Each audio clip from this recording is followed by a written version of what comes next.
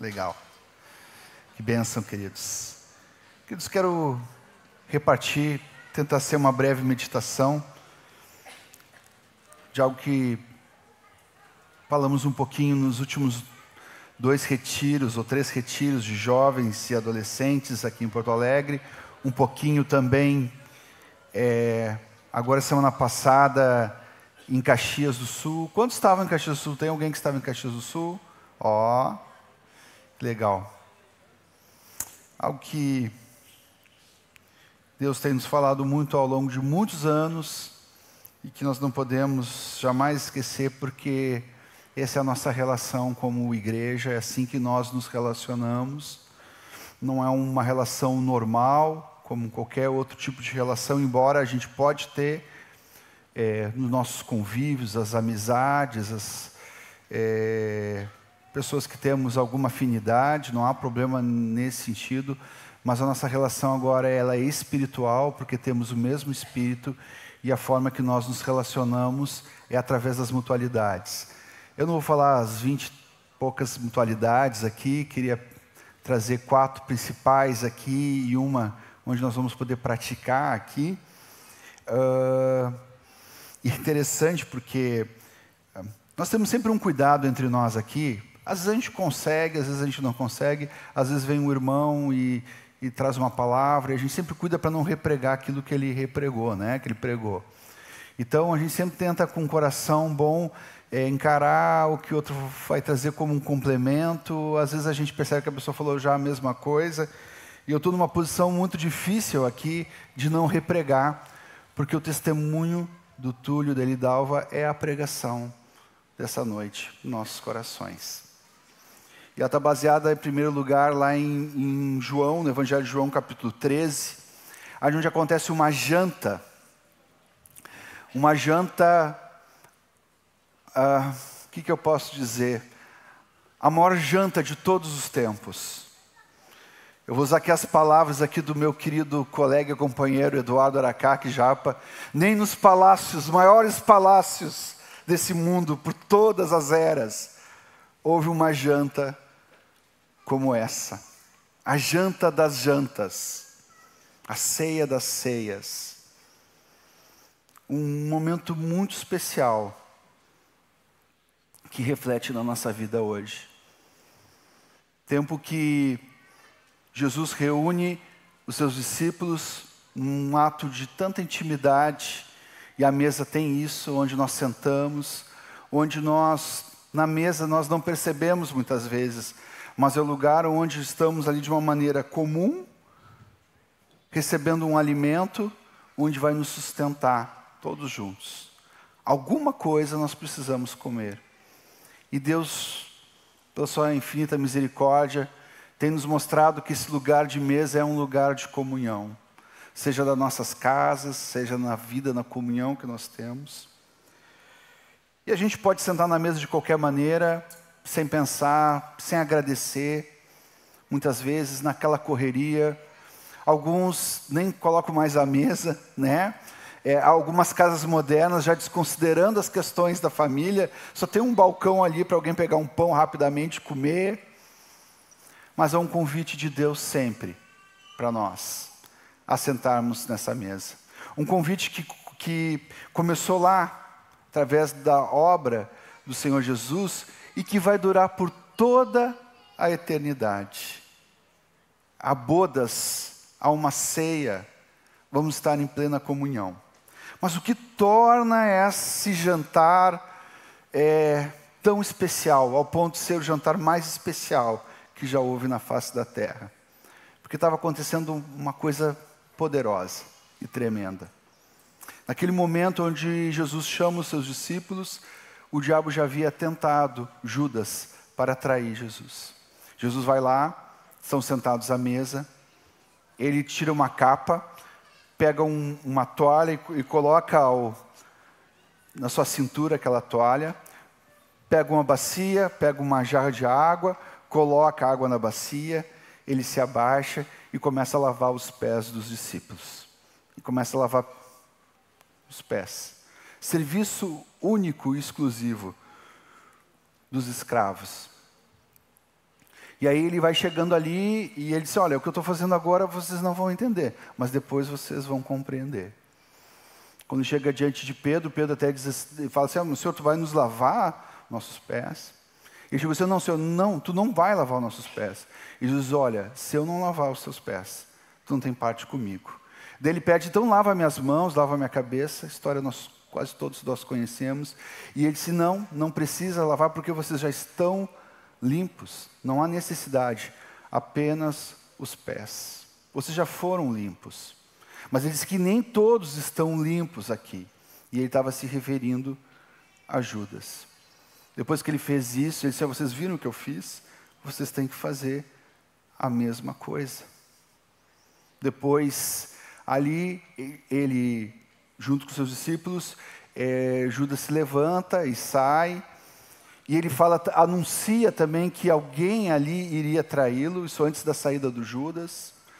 E perguntaram quem iria traí-lo, né? Parece que a impressão que dá que João estava perto de Jesus e fizeram sinal para ele, pergunta aí para o mestre, quem é de nós? Uma coisa estava tão guardada entre Jesus e o Senhor, que ele não trouxe, não houve nenhuma palavra. A gente começa a entender que não houve nenhum dolo, nenhum engano na boca de Jesus, mesmo sabendo que ele iria ser traído. E aí ele fala que aquele que ele molhasse o pão, ele dá o pão para Judas, Judas se alimenta. Daqui a pouco Judas se levanta para sair. Os discípulos nem desconfiaram do que estava acontecendo, porque pensaram que como ele tinha a bolsa, estava indo para comprar algum mantimento, alguma coisa para a festa da Páscoa. E na continuidade dessa narrativa, lá no versículo 34, Jesus diz assim, um novo mandamento lhes dou, amem-se uns aos outros, como eu os amei. Vocês devem amar-se uns aos outros. Com isso todos saberão que vocês são meus discípulos, se vocês se amarem uns aos outros. Oramos mais um pouquinho? Obrigado, Pai, pela Tua palavra, Senhor. Obrigado por esse ambiente espiritual, esse ambiente de tanto amor, de tanto serviço, de tanta gratidão, seja pelos nossos irmãos mais velhos, os anciãos que têm perseverado até o fim, pelo serviço que Tu tem feito no meio do corpo, pelas curas que estão acontecendo entre nós, Senhor. Tanta coisa preciosa, Senhor, essa palavra de termos uma confiança em Ti, cada expressão. Cantamos que não há pecado ocupa maior do que o Seu amor. Obrigado, Pai, por esse ambiente, Senhor, que só pode acontecer quando Tu é presente entre nós, quando o Teu Espírito tem liberdade e pode agir, e é o que queremos, não resistir, Senhor, ao Teu Espírito. Em nome de Jesus. Ele chama isso de um novo mandamento. Amem uns aos outros, como eu os amei. Eu tenho falado com os jovens, adolescentes, que tamanho é esse amor? Dá para medir esse amor? Lá em 1 João 5, não precisam abrir, diz assim, quem não ama, não conhece a Deus, porque Deus é amor. Para resumir de uma maneira muito simples, o tamanho desse amor é o tamanho de Deus. Aquele que não cabe no universo, como fala em Hebreus, porque Ele criou o universo. Que amor Jesus tinha por nós? Que amor tinha Jesus pelos seus discípulos, se não era esse amor, esse grande amor de Jesus? Mas nesse mesmo versículo, onde nós ensinamos nossos filhos desde pequeno, as 3 palavrinhas só, Deus é amor. Diz assim, quem não ama, não conhece a Deus. Como amar sem conhecer a Deus? Como amar sem ter intimidade profunda com Deus, por meio do seu Filho Jesus? Queridos, conhecer a Deus não se resume em fazer coisas para Deus. Ainda ontem, na reunião aqui que tivemos da igreja, Nilson Ferreira nos lembrou disso, de Mateus 7, um texto que sempre faz nosso coração bater. Porque diz assim, nem todo aquele que me diz Senhor, Senhor, entrará no reino dos céus, mas apenas aquele que faz a vontade de meu Pai que está nos céus. Muitos me dirão naquele dia, Senhor, Senhor, não profetizamos nós em teu nome não expulsamos demônios, não realizamos muitos milagres. Então lhes direi claramente, nunca os conheci. Afastem-se de mim, vocês que praticam o mal. Será que o Senhor teve amnésia? Se Ele criou todas as pessoas, cada um de nós, dos pequenos aos mais velhos, cada pessoa da humanidade não nasceu por acaso, não nasceu da vontade dos pais, mas nasceu da vontade de Deus. Como Ele diz que não conhece, é que não tinha comunhão, intimidade profunda com Deus. Temos intimidade com Deus, queridos, fazendo a sua vontade. Temos intimidade com Deus, confiando em sua palavra, crendo, com a fé que nós recebemos dele. Temos intimidade com Deus, nos santificando para ele. Temos intimidade com Deus, deixando sermos guiados pelo seu Espírito. Seja fazer a vontade de Deus, seja confiar na sua palavra, seja nos santificar, seja deixarmos sermos guiados por do Espírito, é muito claro que nós temos um modelo. E não só um modelo, mas recebemos poder de Deus para vivermos conforme esse modelo que é Cristo. Jesus foi completamente obediente ao Pai. Tudo que o Pai pediu para Ele fazer, Ele fez. Ele confiava plenamente na sua palavra, até porque Ele era a palavra. E Ele se santificava, mesmo sem pecado, se santificava a Deus, por causa de cada um de nós aqui. E Ele se deixava ser completamente guiado pelo seu próprio Espírito, que era Deus. Será que dá para profetizar sem amor? Será que dá para expulsar demônios sem amor? Será que dá para realizar muitos milagres sem amor? Dá ou não dá? Dá. Dá. Mas lá em 1 Coríntios fala que nós, se profetizarmos e não tivermos amor, nada vale. Se operarmos milagres sem amor, não tem valor algum. Se eu der o meu corpo para ser queimado, sem amor, nada disso valerá. E aí é onde eu quero chegar, nas mutualidades. Vou trazer só 4. E uma quinta nós vamos praticar juntos aqui. E a pergunta que a gente pode fazer é como amar como Jesus? Porque Ele falou assim como eu vos amei. Efésios capítulo 5, diz assim, versículo 1, diz assim, portanto, sejam imitadores de Deus como filhos amados, e vivam em amor, como também Cristo nos amou, e se entregou por nós, como oferta e sacrifício de aroma agradável a Deus. É interessante que esse texto, nós conhecendo a obra de Deus, a obra de Cristo, conhecendo os evangelhos e vendo quem Jesus é e o que Ele fez por nós, nós entendemos que tem um caminho de amor a ser trilhado. Mas Ele logo, na continuidade do texto, nós vamos entrar aqui, talvez numa parte só, Ele começa a falar de que maneira prática nós podemos andar nos caminhos de amor de Jesus. E a primeira mutualidade que eu queria trazer para vocês é de nós aceitarmos uns aos outros.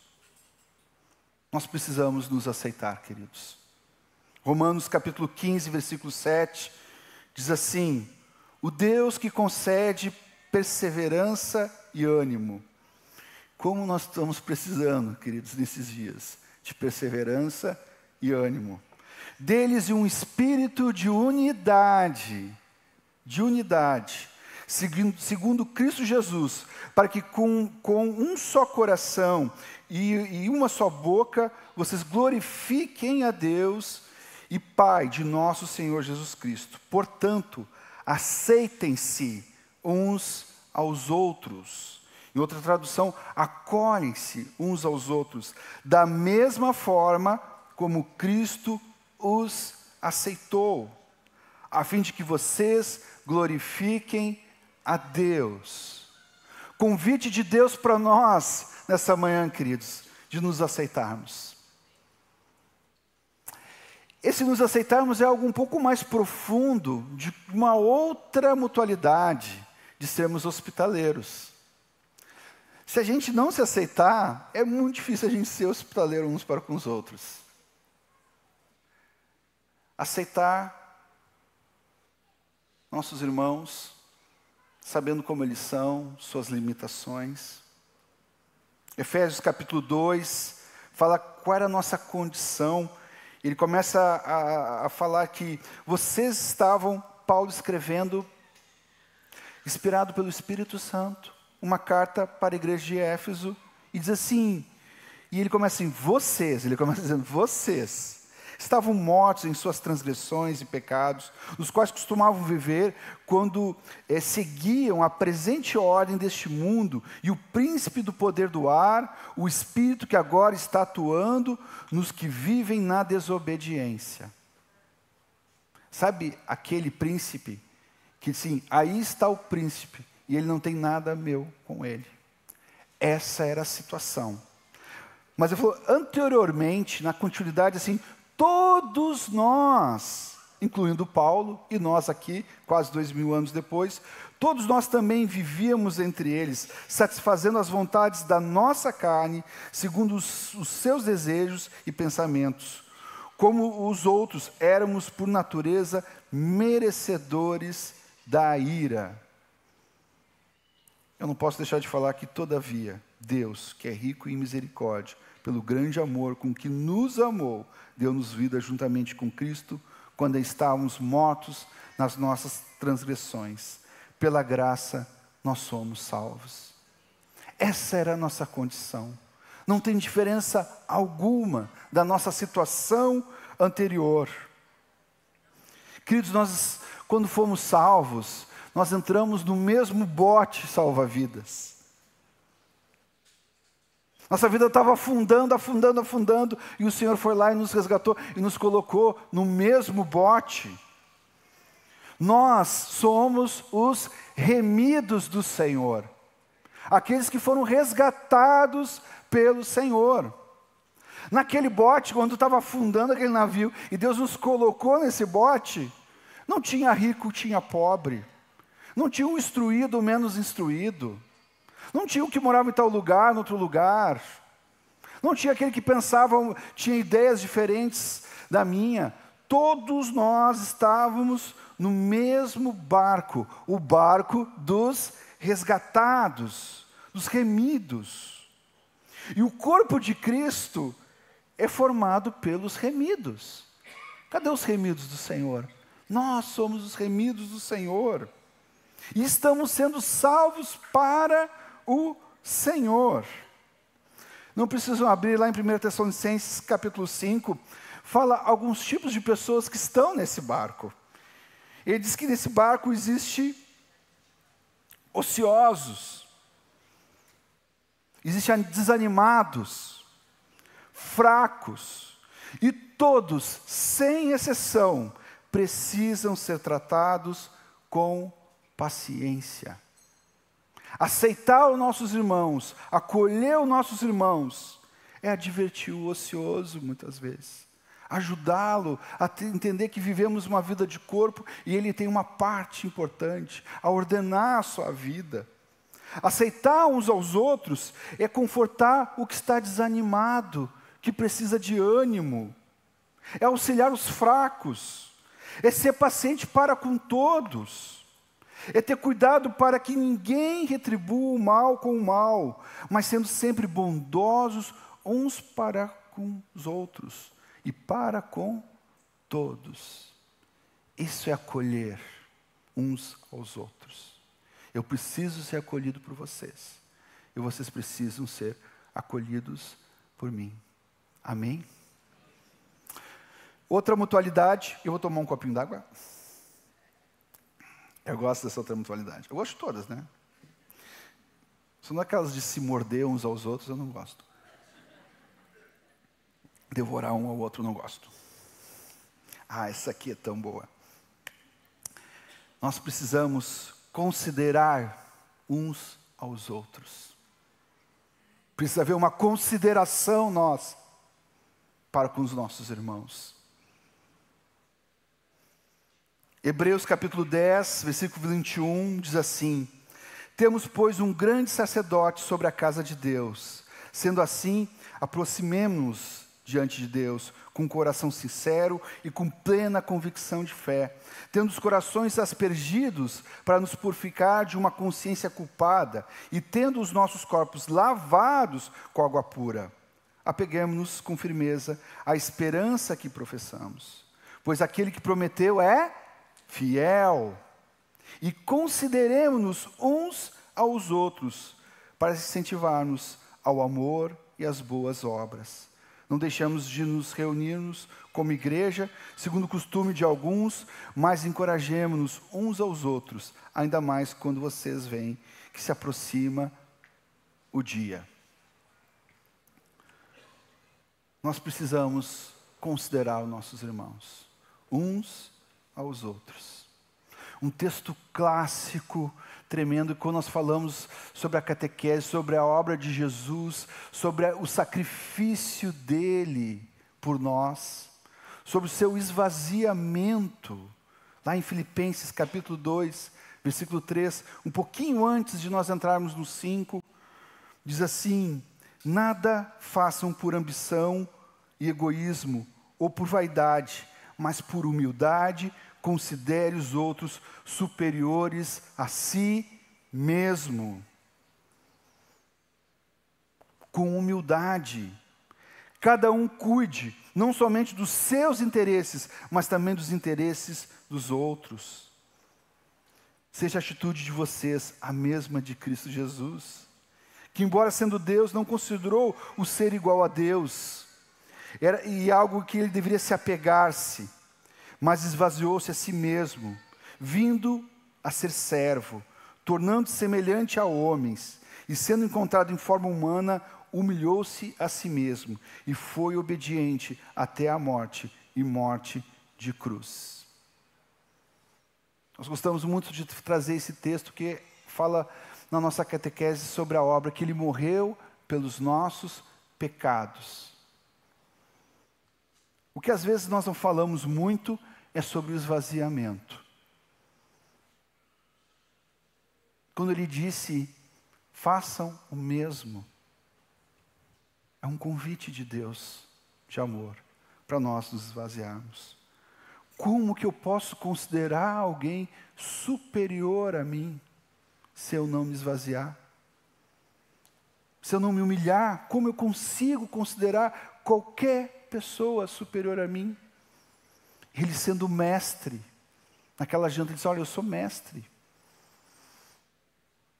Dê-lhes o exemplo. Considerar-se inferior aos nossos irmãos, é o que o texto está dizendo aqui. Diminuir para que outro cresça. Sempre lembro de João Batista, porque é um testemunho de Jesus sobre João Batista. A gente pode olhar grandes homens na palavra. Podemos ver Noé, Enoque, que andou com Deus, Abraão, o pai da fé, que sobre essa promessa todos nós fomos abençoados, todos os profetas, Moisés, qual Deus deu a lei para conduzir, tantos profetas que nós falamos hoje, mas o testemunho de Jesus sobre João Batista é que nascido de mulher não houve homem igual a João Batista.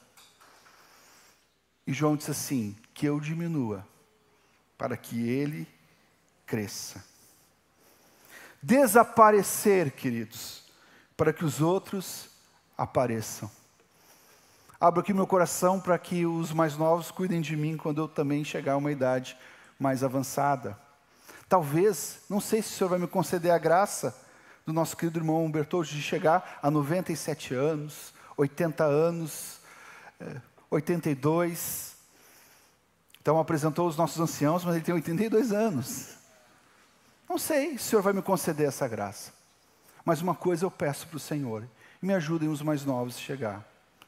Meu sonho de velhice é desaparecer, para que os outros possam aparecer.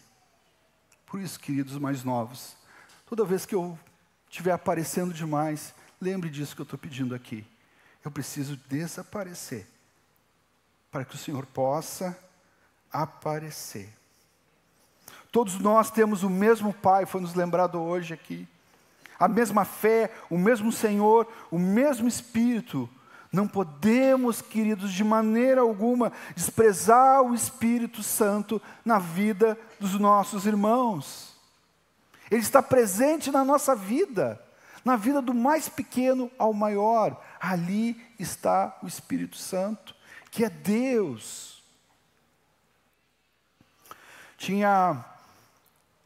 Paulo está escrevendo uma carta lá para a igreja de Filipe, e tinha duas irmãzinhas queridas que tinham brigado. Irmãos, briga é pecado, tá? Não pode acontecer isso. E elas estavam brigadas.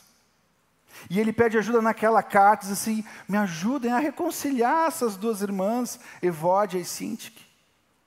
E ele diz: sim, são irmãs preciosas. Isso é considerar, queridos. Elas são preciosas, elas me ajudaram no começo da caminhada na pregação do Evangelho, junto com Clemente. E ele faz uma declaração: os nomes deles estão escritos no livro da vida. Todos nós aqui, queridos, temos os nomes escritos no livro da vida. Por isso nós precisamos considerar os nossos irmãos. Amém?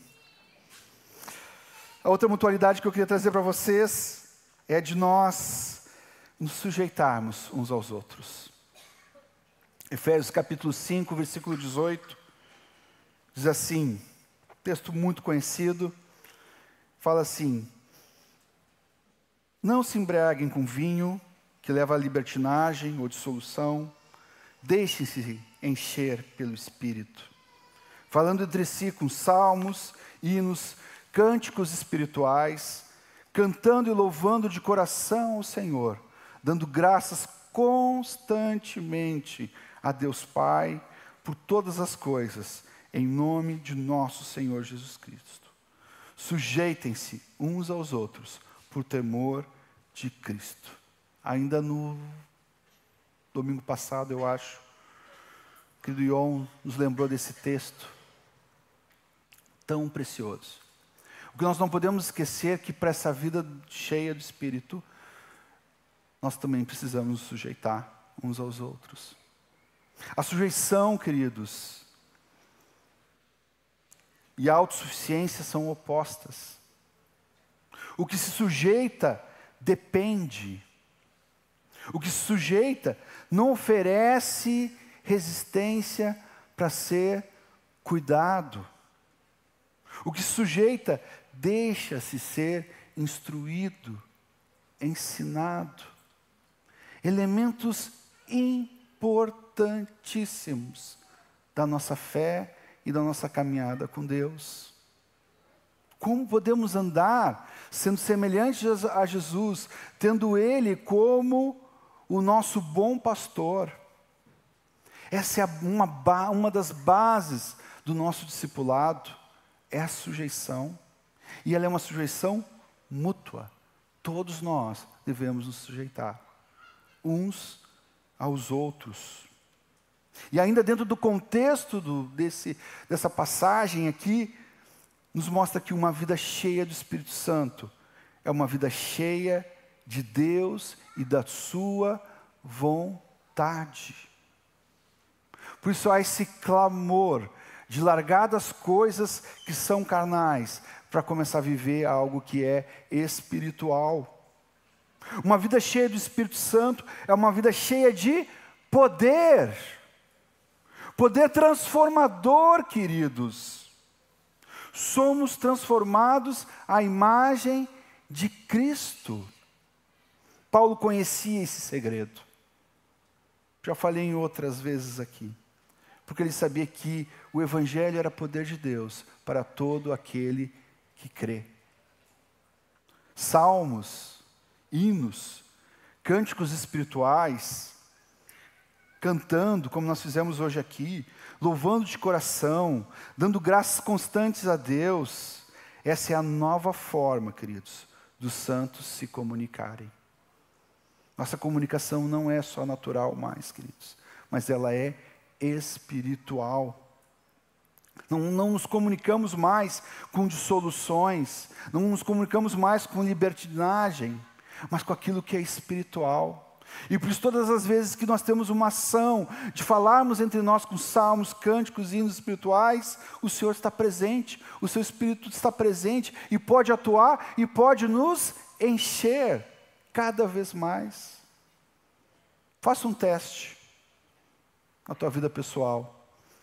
O dia que tu for tentado a falar uma maledicência, começar a falar salmos e cânticos e hinos espirituais, para ver se isso não vai acabar na tua vida. Faça esse desafio. É impossível estar cheio do Espírito Santo, andando sozinho, queridos.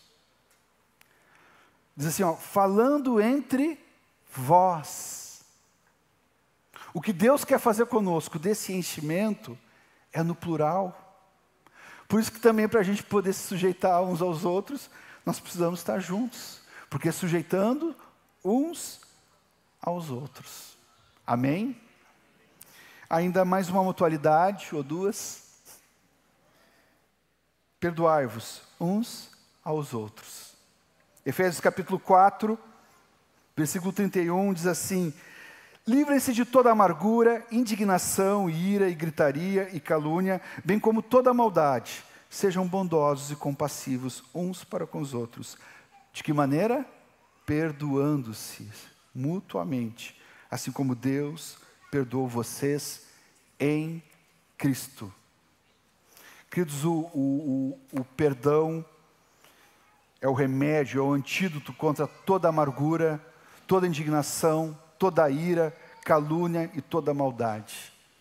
Isso é um câncer que consome a vida das pessoas. Mas o perdão é a cura. O perdão foi a nossa cura, queridos. Nós estamos aqui porque fomos perdoados. Pelo perdão podemos ser bondosos, podemos ser compassivos uns para com os outros, por meio do perdão. Lá em Lucas 7, não precisam abrir, em 40, é uma história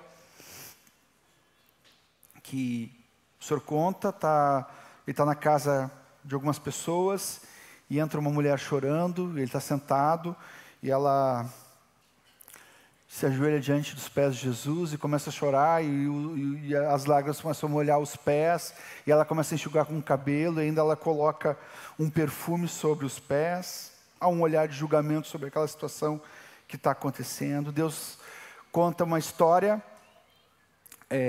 de dois homens que deviam para um credor, um devia 500, o outro devia 50.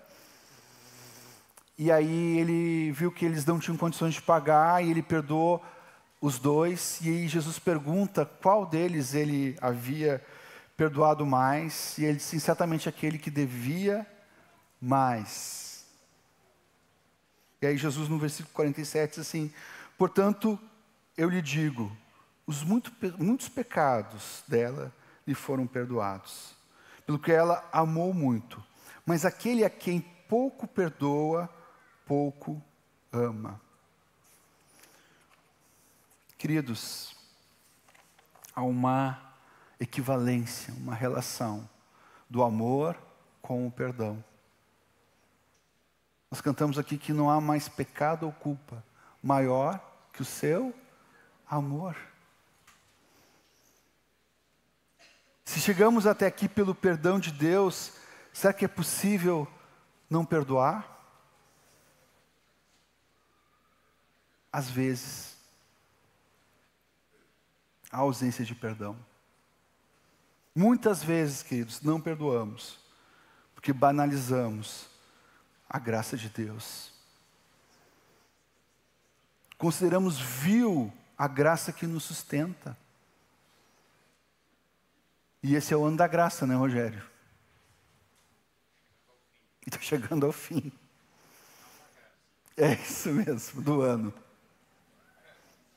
Essa graça que nos sustenta. Ficar imaginando Deus sustentando o povo no deserto. Deus dá o maná para eles se alimentarem e eles chamam aquele pão de pão vil. Quando não perdoamos, nós banalizamos a graça de Deus. Essa graça que nos salva, essa graça que nos redime, que nos torna firme, essa graça que nos justifica, essa graça que dá vida, essa graça que nos livra do pecado, essa graça de padecer por Cristo, graça da esperança, graça da eterna consolação, graça que nos educa, graça que nos concede diferentes dons. Nós não podemos banalizar a graça de Deus. Quando nos submetemos a esta graça, fica impossível, queridos, não ter misericórdia, compaixão e perdão. É uma relação direta à forma que Deus usou de nos salvar. Pela graça sois salvos. Não estou dizendo, queridos, que é fácil perdoar. Não é fácil.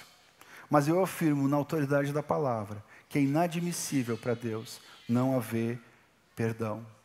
Gravem isso no coração de vocês. Lá em Mateus 18, tem uma outra narrativa sobre perdão, de um homem que tinha uma dívida impagável, e o Senhor perdoa essa dívida. É a nossa dívida, né, irmãos? Ela era impagável. E o Senhor nos perdoou. Quando ele sai daquele momento de perdão, encontra um cara que devia para ele. E ele literalmente estrangulou o cara. Disse, ó, tu vai me pagar tudo que tu me deve. Os seus conservos viram aquilo e ficaram super tristes. E contaram para o seu senhor. O Senhor chamou ele e colocou ele sobre uma situação muito complicada. Sobre torturadores, verdugos, carrascos. Abram comigo Mateus 28. Acho que tem uma coisa ali. Se a gente pudesse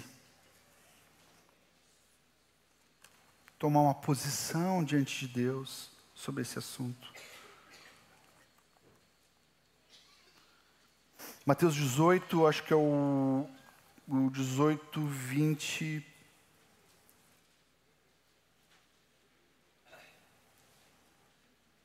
É o capítulo 18, 23. Lá no finalzinho, Jesus faz uma consideração.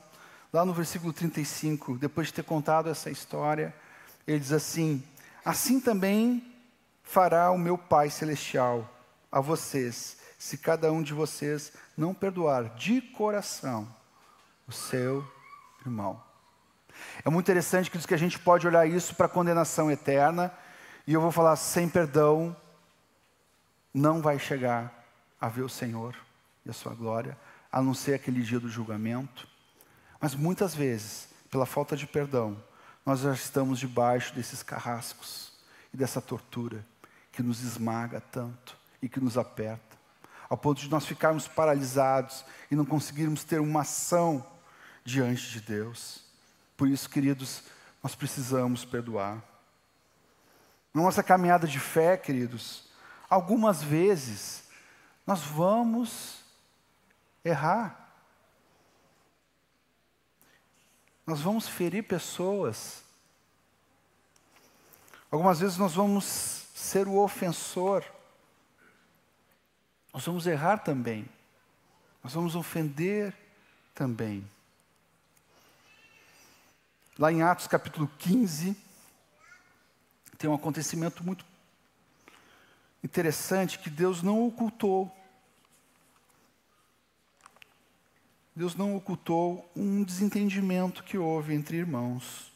Atos capítulo 15. Estou falando da igreja aqui, irmãos. Nós somos a continuidade dessa igreja. Atos 15, versículo 36. A igreja crescendo, se expandindo, pessoas se convertendo, igrejas sendo levantadas em localidades, pessoas sendo cuidadas, o evangelho crescendo. Nós já estamos aqui, mais ou menos no capítulo 16, já são quase, talvez, uns 15 anos aqui, do começo da igreja, algo acontecendo, o cuidado dos irmãos, o serviço apostólico, aquele amor, tudo que estava acontecendo entre os irmãos. Aí no 36, assim, algum tempo depois, Paulo disse a Barnabé: voltemos para visitar os irmãos em todas as cidades onde pregamos a palavra do Senhor, para ver como estão indo. Barnabé queria levar João, também chamado como Marcos. Mas Paulo não achava prudente levá-lo, pois ele abandonou-os na Panfilha. Não permanecera com eles no trabalho. Tiveram um desentendimento. Desentendimento. Tão sério que se separaram.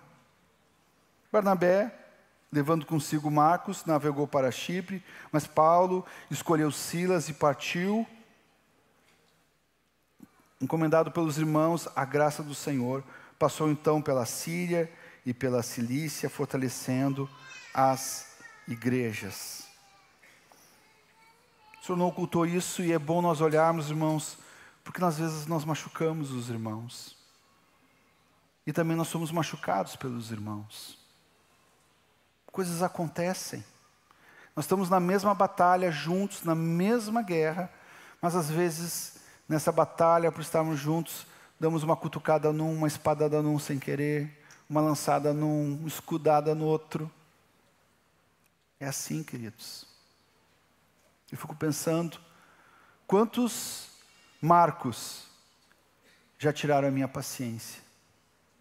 Quantos Barnabés eu já tive discussões, trouxe desânimo?